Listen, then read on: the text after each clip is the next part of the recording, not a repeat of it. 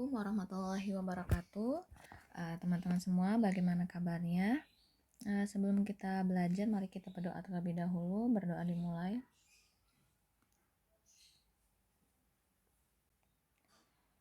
Bismillahirrahmanirrahim.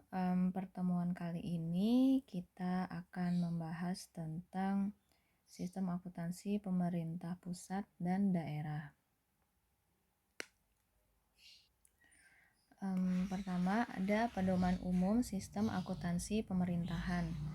Nah, PUSAP atau pedoman umum sistem akuntansi pemerintahan ini diatur dalam PMK nomor 238 tahun 2011. Tujuannya apa? Yang pertama, tentunya sebagai acuan ya dalam membuat atau menyusun laporan keuangan, kemudian juga supaya adanya keseragaman dalam penerapan sistem akuntansi, dan yang terakhir penyajian laporan keuangan baik di pemerintah pusat maupun di pemerintah daerah. Sistem akuntansi pemerintahan pada pemerintah pusat ini tentunya disusun oleh Menteri Keuangan. Sedangkan kalau di pemerintah daerah itu disusun oleh gubernur, bupati, wali kota, dan tentunya harus berdasarkan PUSAP. Nah, kalau untuk komponennya teman-teman sudah tahu ya, di pertemuan sebelumnya itu beberapa kali disinggung. Jadi ada neraca. Nah, kalau neraca ini pelaporan mengenai aset, kewajiban, ekuitas pada tanggal tertentu. Untuk formatnya, pemerintah pusat itu mengikuti aturan dari Menteri Keuangan, sedangkan format neraca untuk pemerintah daerah itu mengikuti aturan dari Menteri Dalam Negeri. Selanjutnya itu LRA.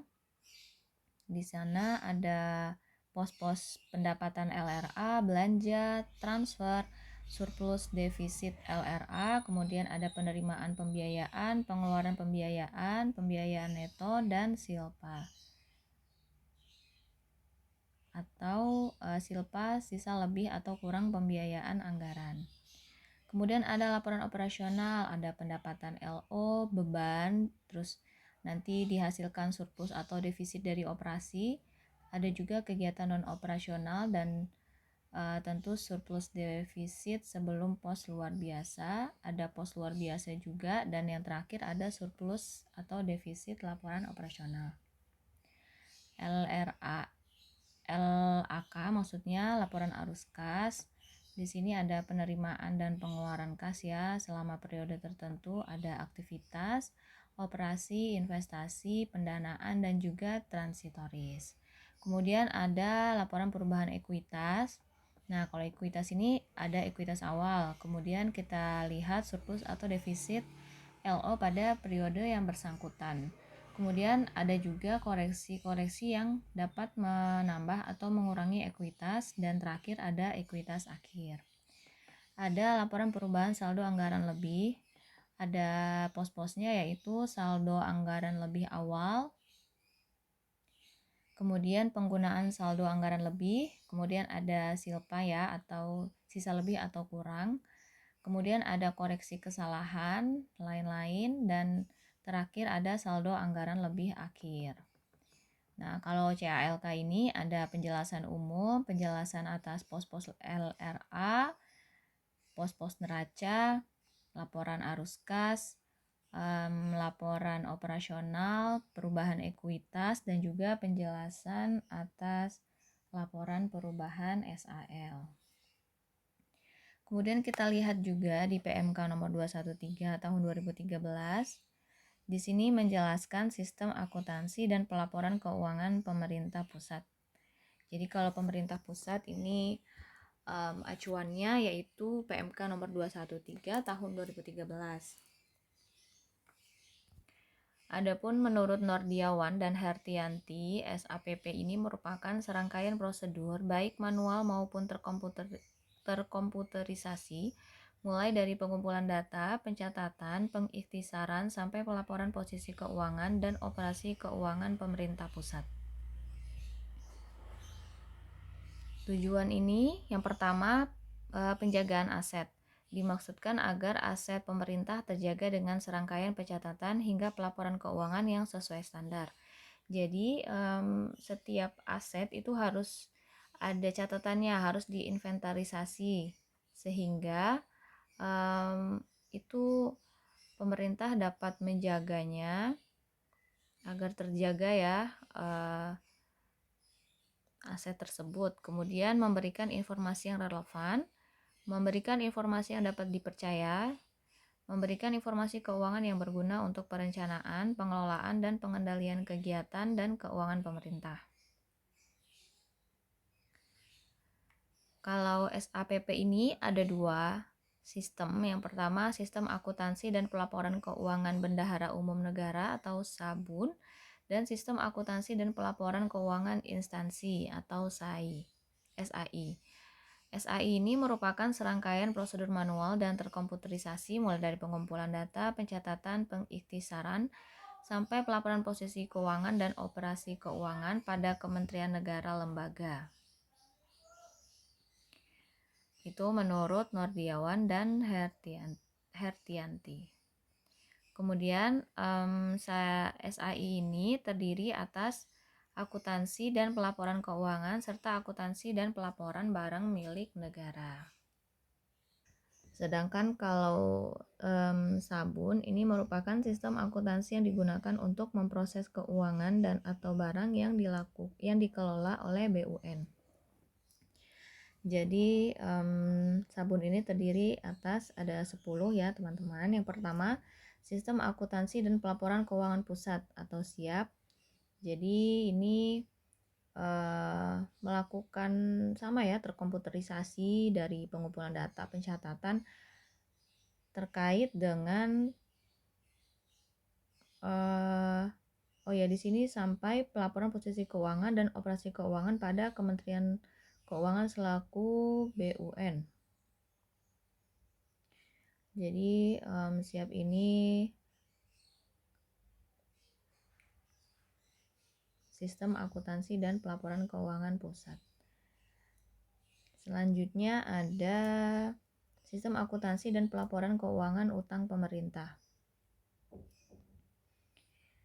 Nah, kalau yang ini prosedur manual ataupun terkomputerisasinya ini di sini melaporkan posisi utang, operasi utang pemerintah, penerimaan dan pengeluaran pembiayaan terkait utang. Jadi sistemnya lebih memanage utang ya, pencatatan utang bagaimana, kemudian memanagenya, penerimaan terkait ataupun pengeluaran terkait utang. Kemudian sistem akuntansi dan pelaporan keuangan hibah atau sikubah. Di sini lebih ke pelaporan posisi dan operasi hibah pemerintah. Jadi yang terkait hibah pemerintah itu dicatat melalui sikubah. Kemudian ada sistem akuntansi dan pelaporan keuangan investasi pemerintah. Nah, kalau ini dilakukan pelaporan mengenai posisi investasi pemerintah. Nah, ini dilakukan oleh Direktorat Jenderal Kekayaan Negara, Departemen Keuangan, sehingga menghasilkan neraca dan LRA. Kemudian ada sistem akuntansi dan pelaporan keuangan penerusan pinjaman. Jadi dia lebih ke penerusan pinjaman. Ini dilakukan oleh Direktorat Pengelolaan Penerusan Pinjaman, Departemen Keuangan. Kemudian ada sistem akuntansi dan pelaporan keuangan transfer daerah. Nah, ini lebih ke transfer daerah ya, teman-teman, pelaporannya. Nah, ini SATD dilaksanakan oleh Direktorat Jenderal Perimbangan Keuangan dan juga ada LRA serta neraca. Ada sistem akuntansi dan pelaporan keuangan belanja subsidi. Ada sistem akuntansi dan pelaporan keuangan belanja lain-lain. Jadi dia mencatat pelaporan posisi keuangan dan operasi keuangan atas transaksi belanja lain-lain. Ini ada pelaporan keuangan badan lainnya.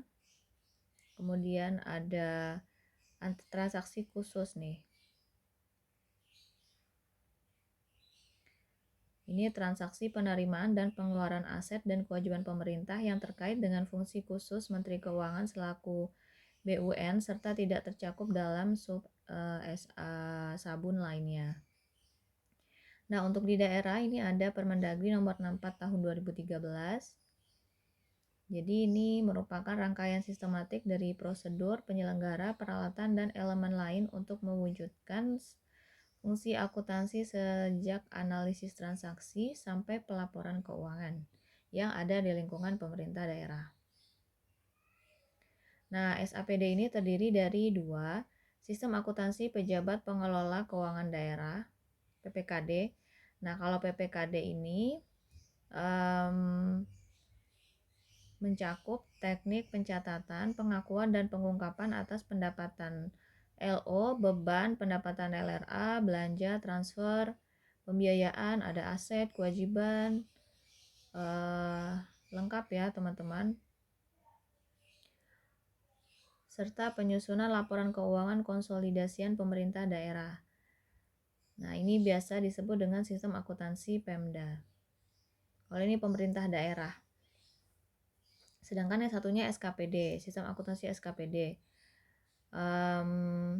Di sini juga hampir sama ya, dilaksanakan oleh pejabat penatausahaan keuangan SKPD. Gitu.